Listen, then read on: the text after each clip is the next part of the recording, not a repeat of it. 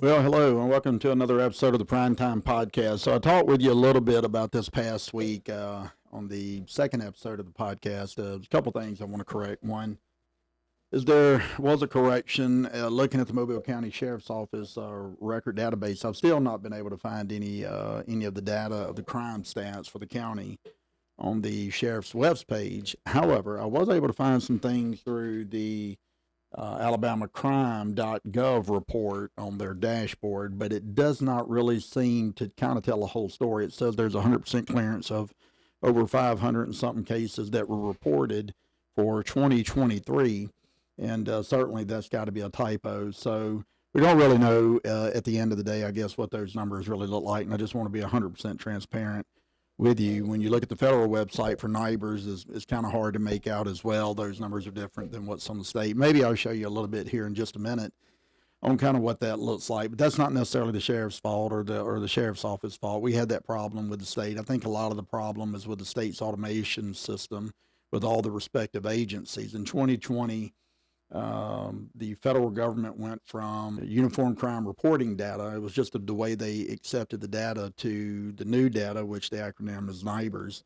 And it's a 10-year project by the federal government, and not really sure why they do it. I think they overcount crime personally with the way they do it versus the previous UCR data reporting program. But nevertheless, it's there's numbers are all over the place, and so we knew that the county correction, we knew that the state had an automation problem along with the PD, but it didn't stop the PD from having that accurate data that we can go back to whenever the state or the federal government's websites decide they're going to get their act together. Nonetheless, just wanted to make that correction and let you know I did find it, but I still don't think those numbers are correct, and I can't attribute that to the sheriff's department. Period. I mean, so give credit where credit's due, but nonetheless, I do think the sheriff's office needs to be giving out an annual report of what the crime looks like year over year over year, so you're able to guide and be able to look and see kind of what that looks like. Is we'll talk a little bit about the article in 1819 News yesterday that was written by an opinion piece from Jalen Cotton, apparently from Madison County, Alabama, up North Alabama somewhere. And it is opinion piece, and we'll talk a little bit about that. But he goes on to talking about this scenario, certainly with me in the mayor's race. And while I haven't really much talked about the mayor's race, because it is what it is. I think it worked out exactly the way it was supposed to work out.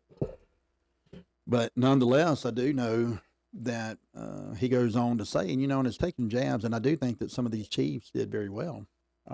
Central and North Alabama, certainly the chief up in Hoover. But those are not just right out people that are going and winning campaigns. The situation in Hoover looks like the mayor that was there previously had some type of issue with an audit, some type of financial audit a year prior. It created a lot of conflict between him and maybe some of the city council. And this chief went in there, and apparently he won, but he took the advantage of a situation, and good for him. I think that was, the situation was right, certainly for him.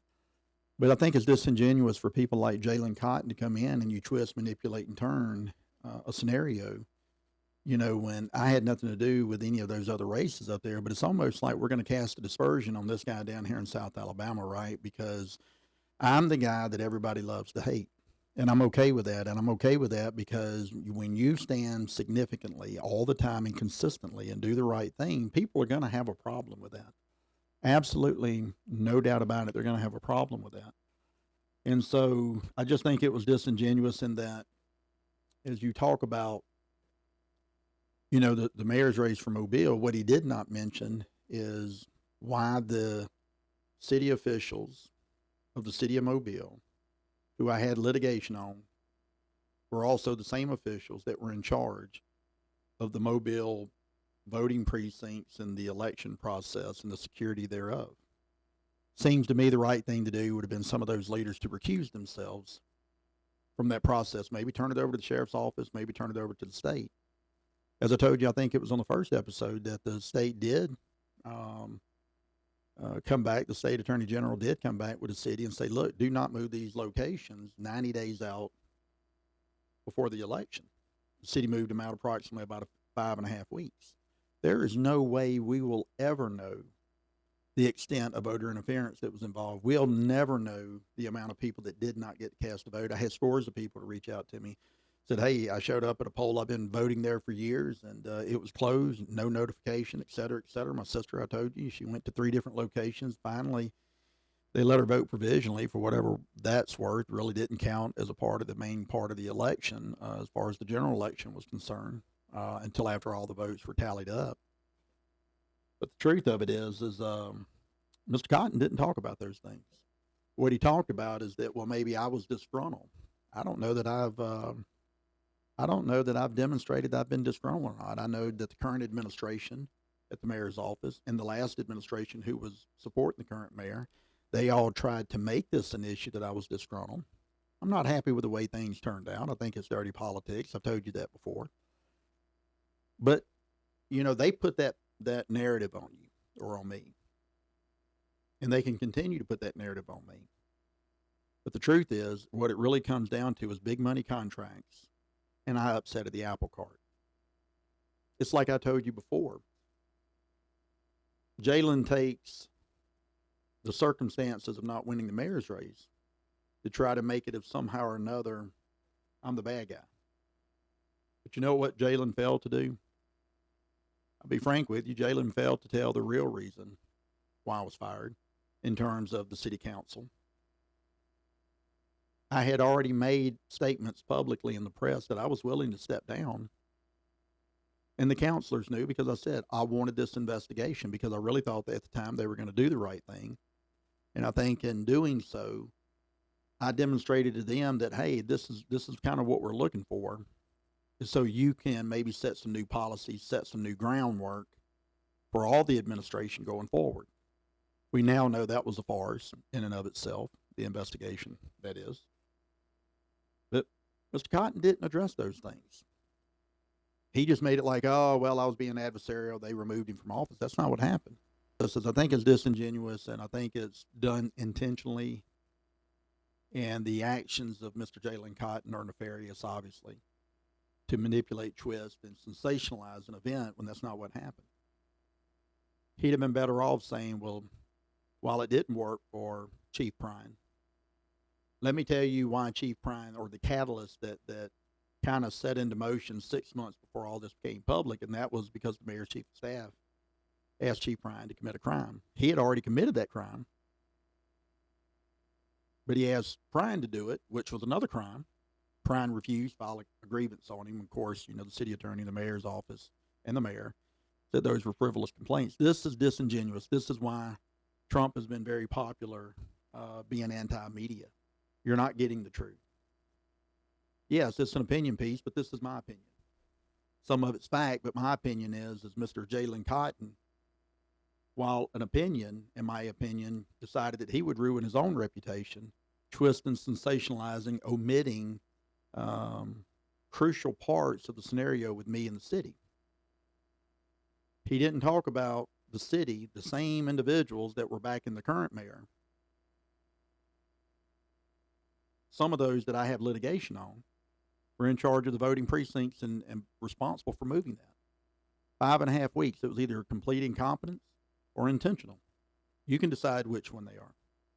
The only reason I'm having this conversation with you today is water under the bridge to me. It really is.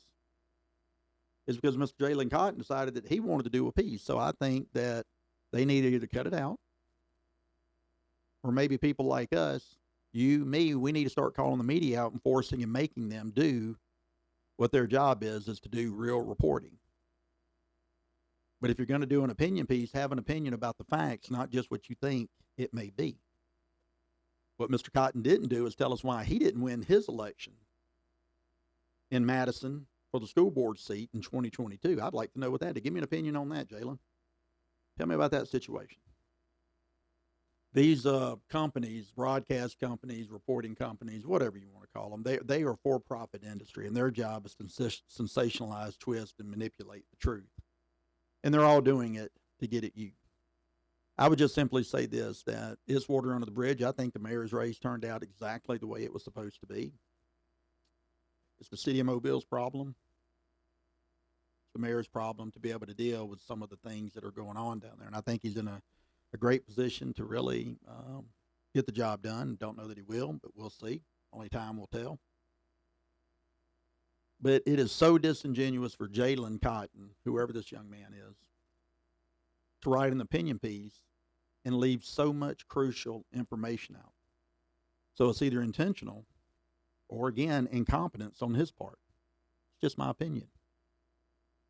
But I have a platform of about 25,000 people. Hopefully, with your help, maybe you can share, get your friends to start watching the podcast, and maybe start exposing some of these folks, their actions. Just why it crossed my mind. The state attorney general, Steve Marshall, said, y'all don't move those polling locations 90 days out from the election in August. They did it 5.5 weeks. Why didn't Mr. Jalen call and give his opinion to Mr. Steve Marshall why there was not an investigation as to the election interference? No, I didn't file a complaint. People don't have to file a complaint. The rule of law, the duty of the people that hold some of these seats are responsible for ensuring that the rule of law is upheld, even without people filing complaints if they know, hear, or think that there are nefarious actions or deeds going on. Now, I'm sure if you were to call up in Montgomery, they'd give you a reason why they didn't do it, why they didn't look at it. I can certainly tell you we didn't file a complaint because you don't see elections overturned. I think most people, you, me, the average everyday citizen, we don't feel like that we can trust our government officials in many regards, whether they're doing the right thing or not doing the right thing. Nothing is as important to American society than its election process. It's my opinion. But nonetheless, it is what it is. It's water under the bridge. We're moving forward. Prine for sheriff. You say, well, Prine, why are you running for sheriff? You just lost the mayor's race. Great question. Because I am a fighter. I don't just go away.